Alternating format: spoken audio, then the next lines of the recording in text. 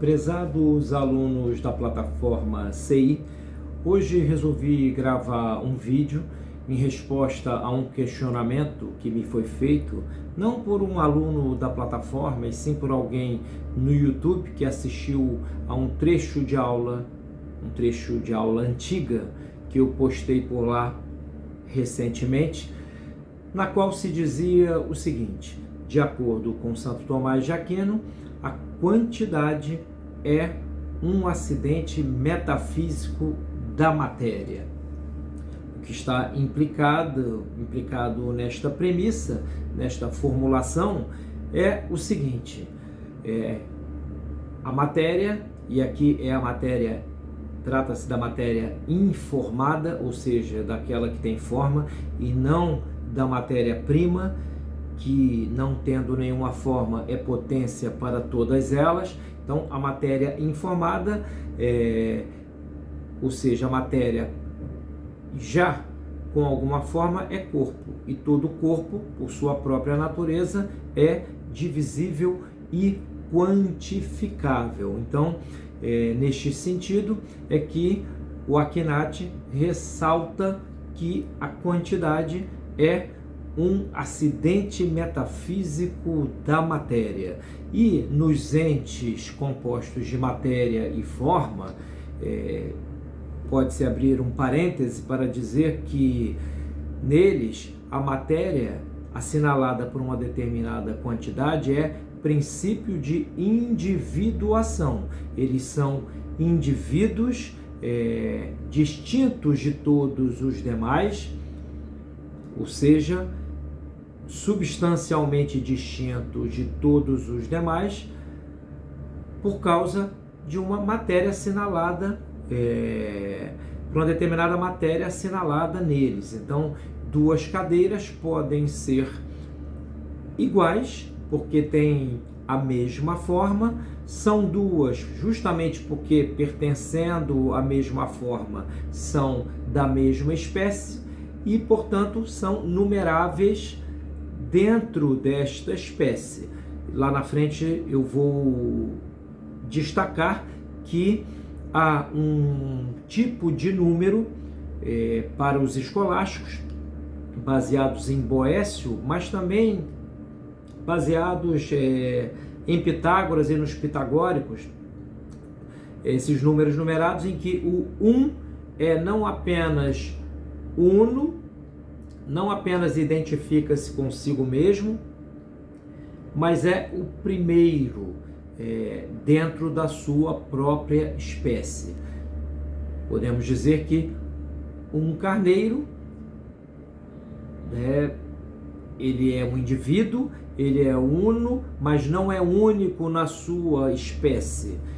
Ele é um dentre tantos indivíduos. Então, voltando aqui à questão que me cabe responder, então, para Santo Tomás de Aquino, a quantidade, no sentido metafísico, é um acidente da matéria. E nós, na nossa humana perspectiva, nós sempre tratamos desses chamados números numerados, ou seja, o número para nós é algo tangível e, embora seja uma abstração relacional, ele tem fundamento próximo ou distante nas coisas. 2 tabuleiros de xadrez, 2 livros, 2 casas, etc. Pois muito bem, a coisa começa a tornar-se mais complexa quando nós enfatizamos que há diferentes razões de unidade, diferentes razões de quantidade, diferentes razões de número. Então, especificamente no que tange à quantidade, é preciso dizer que nos entes em cuja forma não há matéria,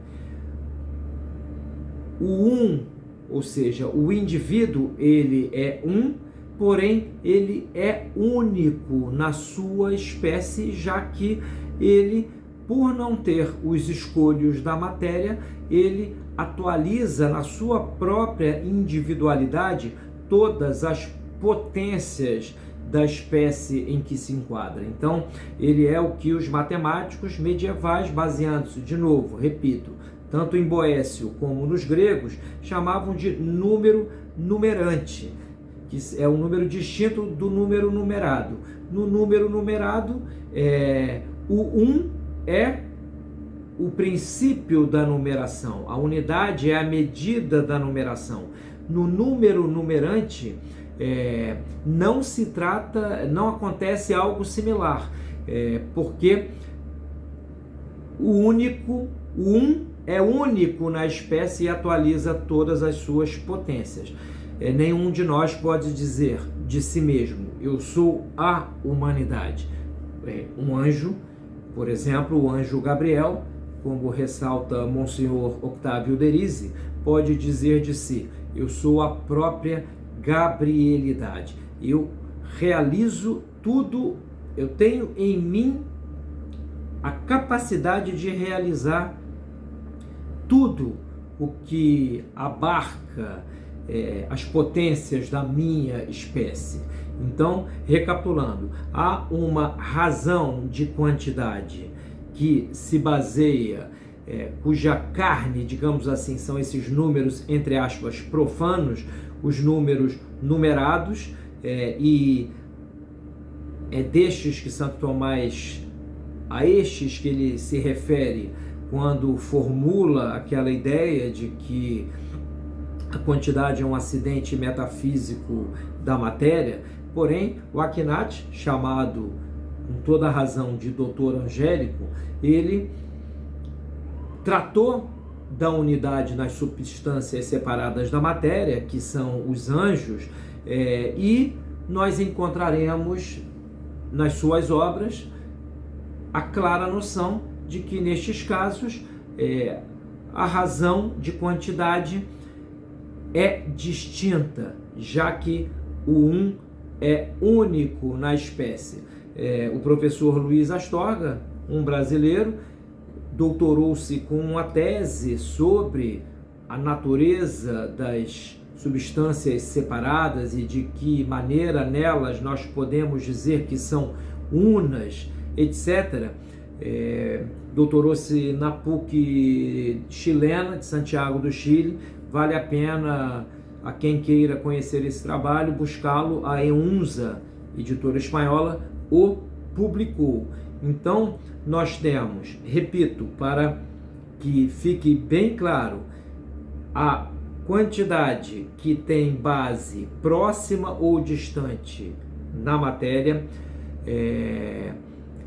e nela a razão de unidade é distinta, ou seja, medimos as coisas a partir dos indivíduos de cada espécie, ou seja, das substâncias unitárias de cada espécie, e aqui posso usar o termo espécies, tanto no sentido da teoria do conhecimento como no sentido da metafísica. No sentido da teoria do conhecimento, é uma forma inteligível. Nesta doutrina está dito e demonstrado que o nosso humano modo de conhecer a realidade é por abstração das notas individuantes da matéria. Nós abstraímos das coisas materiais as suas formas, ou seja, conhecer em nós é chegar ao inteligível que há nas coisas que nós conhecemos. Então, é algo talvez um pouco dificultoso para quem jamais tenha estudado metafísica, que é a ciência de terceiro grau de abstração, e com relação a isto está acima da física, que abstrai do ente o movimento, e das matemáticas, que abstrai do ente não apenas o movimento, mas as relações quantitativas, etc. E a matemática, que abstrai tudo para buscar as respostas universais a respeito do que é o ser, o que é o ente, etc. Então, a razão de unidade e, portanto, de quantidade será uma nos entes compostos de matéria e forma, em que em todas as espécies há muitos que podem ser, portanto, quantificáveis dentro dela, né? A razão de unidade nos entes em cuja forma não há matéria, há indivíduos que são como números arquetípicos, se quisermos usar desta imagem, que numeram as coisas, são capazes de medir, mas não são medidos. Os números numerados medem e são medidos. Os números numerantes, ou estas formas separadas da matéria, não estão submetidas ao governo do tempo, que é, digamos assim, o império da quantidade, propriamente falando. E por fim, em Deus, o que ocorre é que ele é o uno absoluto, não quantificável de nenhuma maneira, não qualificável em nenhum gênero. Ele é a raiz possibilitante de todas as unidades, quantidades e multiplicidades, mas ele próprio nem é múltiplo, nem é quantidade, né? Nem é quantificável, e é o próprio ser, a raiz possibilitante de tudo, o ato de todos os atos e a perfeição de todas as perfeições. Vale também dizer que fazer a seguinte distinção para tornar as coisas talvez um pouco mais claras. E aqui eu aproveito para dizer que este vídeo, embora tenha sido motivado por uma indagação de alguém na internet, no YouTube, ele serve para todos que acompanham o meu trabalho, porque toca um problema que para Santo Tomás é muito caro.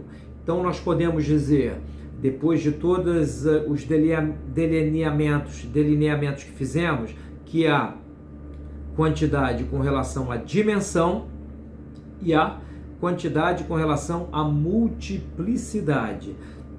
Bom, nos entes que têm matéria e forma e, portanto, corpo, eles são dimensionais, estão colocados numa dimensão, e neste âmbito ou neste extrato do ser nós podemos dizer que há quantidade. Porém, há um aspecto quantitativo relacionado apenas à multiplicidade. Então nós podemos dizer que os anjos são muitos, porém, de maneira análoga, como diríamos, olhando para uma suposta floresta em que houvessem 1000 animais, cada um de uma espécie em extinção e, portanto, espécimes únicos dentro de suas respectivas espécies. Então, nós olhando para esses animais nesta metafórica floresta, nós não poderíamos dizer que vamos supor que haja lá um leão, um elefante, não poderíamos numerá-los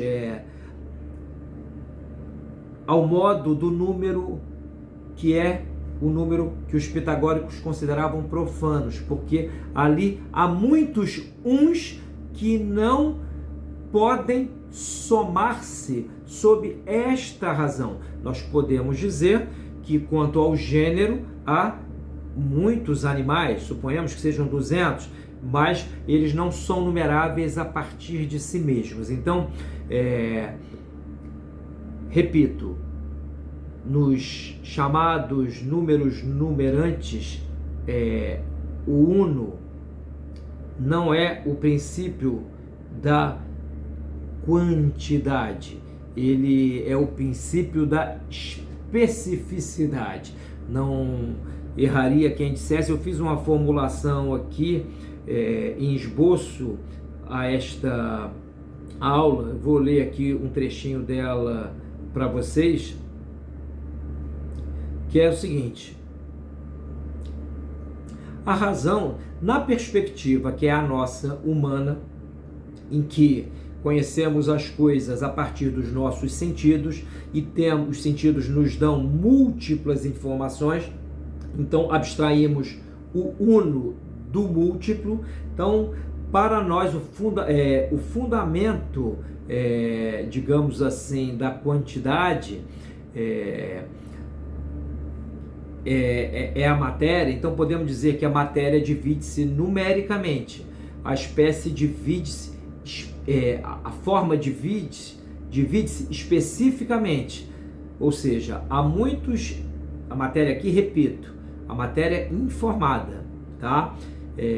Há muitos indivíduos numa só espécie, mas as espécies em si mesmas não se somam nem se dividem. Então, repito a formulação, para não embaralharmos muito as coisas. A matéria divide-se numericamente, a forma divide-se especificamente, e o ser, que não se enquadra em nenhum gênero, ele, podemos dizer por analogia, que se divide genericamente quanto às suas modulações na ordem do ser.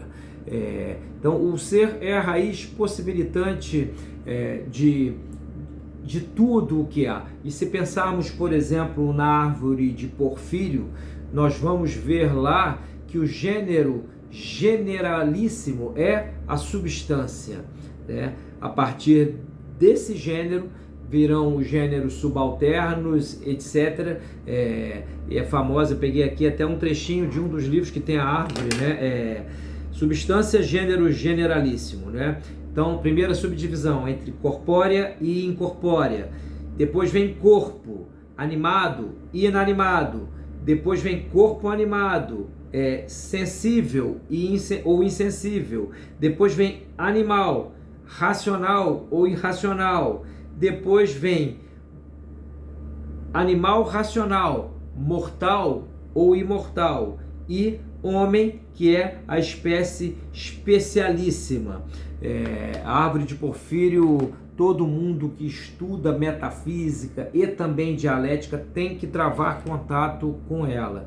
Então, só em resposta ao rapaz que me disse que, na verdade, as coisas não se passam desta maneira, porque as almas são imateriais, e aqui vem a questão que suscitou este vídeo, e, no entanto, nós dizemos que há uma quantidade X, Y ou Z de almas.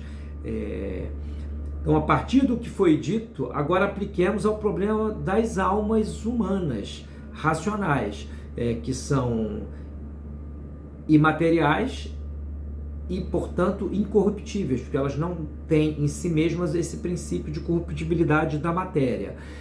Então, elas nem são propriamente numeradas a partir dos chamados números profanos, nem são propriamente numeradas a partir desses números arquetípicos, ou seja, dos números numerantes em que o 1 é único dentro da espécie. Pelo seguinte, embora imateriais, as almas não são senão um dos elementos do composto, no caso aqui humano. O ente humano é um composto de matéria e forma, ou seja, corpo e alma. Então, as almas são almas de um corpo, elas animam um corpo. Portanto, de alguma maneira, elas participam da numerabilidade inerente à matéria, a quantidade, a matéria enquanto acidente, a quantidade enquanto acidente metafísico da matéria, e por um outro lado, elas, como não se dividem em si mesmas, têm algo deste número numerante. Porém, vale dizer, reiterar, que neste caso a contagem delas se dá a partir da consideração de que elas estão no corpo, e o corpo os corpos são divisíveis e quantificáveis. É claro que aqui entraria uma outra questão, que é a maneira pela qual nós, humanos, nos multiplicamos a partir da nossa própria forma. qual é a maneira própria, né, de se gerar a vida e, portanto, gerar um número mais dentro da espécie. Mas para aquilo que me importava trazer à luz, eu vou deixar esta aula aqui no YouTube, vale dizer que, no caso das almas, a razão quantitativa delas, embora elas sejam imateriais, elas estão ineridas em algo material, que é um corpo. Isto não abole o princípio de Santo Tomás, segundo o qual, não é só dele, aliás, diga-se de passagem, é de vários escolásticos e autores anteriores à escolástica, o princípio segundo o qual a quantidade é um acidente metafísico da matéria. Isto, vírgula, nos entes compostos de matéria e forma. E não nos entes em cuja forma não há matéria, e muito menos em Deus, que é inquantificável, é o uno absoluto, bem ao modo platônico plotiniano, ou dionisiano, no sentido do pseudo-Dionísio Areopagita, que Santo Tomás tanto leu. Então, em Deus, a unidade é infinita e não quantificável, até mesmo porque Deus não é corpo, a sua infinitude ela não é matemática, ela é uma qualidade de perduração no ser, absoluta perduração no ser. Mas para o que nos interessa ressaltar, vale dizer que Deus é o supra-uno, os anjos são unos e únicos nas suas espécies, e portanto nelas não há quantidade. Os homens são unos, ou qualquer outros entes compostos de matéria e forma, unos, mas não únicos, unos substancialmente, mas não únicos na sua espécie, e portanto são quantificáveis sob a mesma razão. E assim eu acho que fica mais ou menos explicado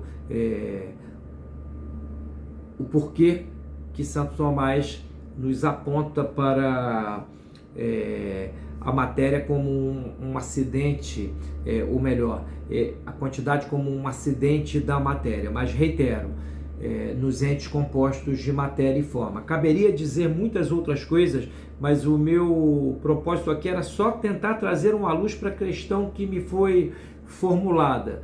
E vou subir essa aula na internet, e pelo menos uma parte dela, e também vou deixá-la por inteiro na plataforma Contra Impugnantes. Tá bom, meus caros? Um grande abraço.